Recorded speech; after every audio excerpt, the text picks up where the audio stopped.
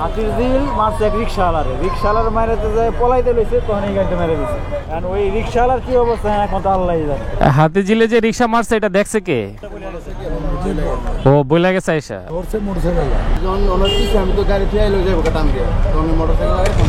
খারাপ কিছু না হলে তো এত বেপরোয়া উগ্রভাবে চালানোর কথা না।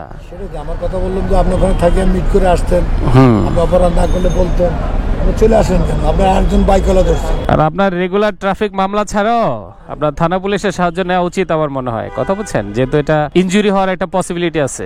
রিক্সা পুলারকে আপনার হাতিঝিলে মেরে আসছে। ওখানে কোনো সাংবাদিক থাকলে না, সাংবাদিক তো আর রাস্তায় ছড়ানো ছিটানো থাকবে না, বাট একজন প্রত্যক্ষদর্শী তো বলে গেছে, তাই না? সাহায্য করার বুদ্ধি তো আপনি ভালো বলতে পারবেন, আইনের লোক আপনি। এটা ড্যামারেজ দেওয়া যেত। এখন যেহেতু রিক্সাওয়ালা নাই, তাহলে কিছু করার নাই, এখন এই দুজনের ঝামেলা সলভ করতে হবে। দিয়ে কোনো ইয়ে করা যাবে না।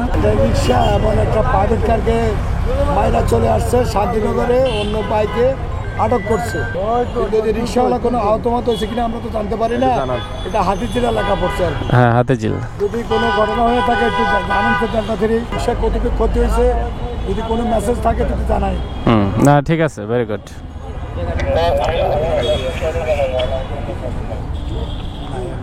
ওই যে হাতিঝিল তো বাইরেতে ফ্লাইওভার দিয়ে নামছি না, জি, ওইটা দিয়ে আমি ঘুরতেছি, আর উনি ওই রিক্সাটার মাইরা তখন ওনার মাথা নষ্ট হয়েছে, পলাইব।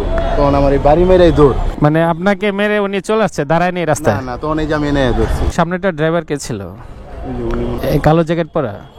ভেঙে ফেলছে না মুখটা? চলবো না, একটু দাঁড়াইতেন রাস্তার পাশে, যখন লেগে গেছে একটু সাইডে রাখতেন, দাঁড় করে রাখতেন। প্রথমত ট্রাফিক ল ব্রেক করছে, বেপরোয়াভাবে গাড়ি চালাইছে।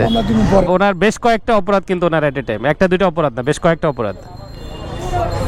সামারি হচ্ছে হাতিঝিলে রিক্সাওয়ালাকে মারলো, দেন ওইখান থেকে পালাতে গিয়ে আরেকটা প্রাইভেট কারের সাথে মারছে, দেন ওই প্রাইভেট কার ওনাকে চেস করে বেলিওডে এসে শান্তিনগর মোড়ে আটক করছে। এরকম ফ্রিক খেয়ালি ড্রাইভার মাঝে মধ্যে দেখা যায়। হয়তো আমার মতো এমন অনেকে আছেন যাদের ভিতরে এই দুঃখবোধটা কাজ করে যে আমাদের দেশ এবং রাস্তাঘাটের শৃঙ্খলা কবে ফিরবে।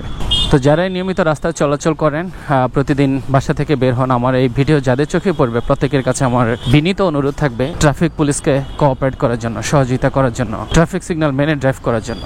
এই সমস্যাগুলো কারো কাছে ক্ষুদ্র মনে হতে পারে, অনেক পুরাতন মনে হতে পারে, আমরা হয়তো অনেকটা ইউজড হয়ে গেছি, বাট এই প্রবলেমগুলো ধীরে ধীরে চেঞ্জ করা দরকার।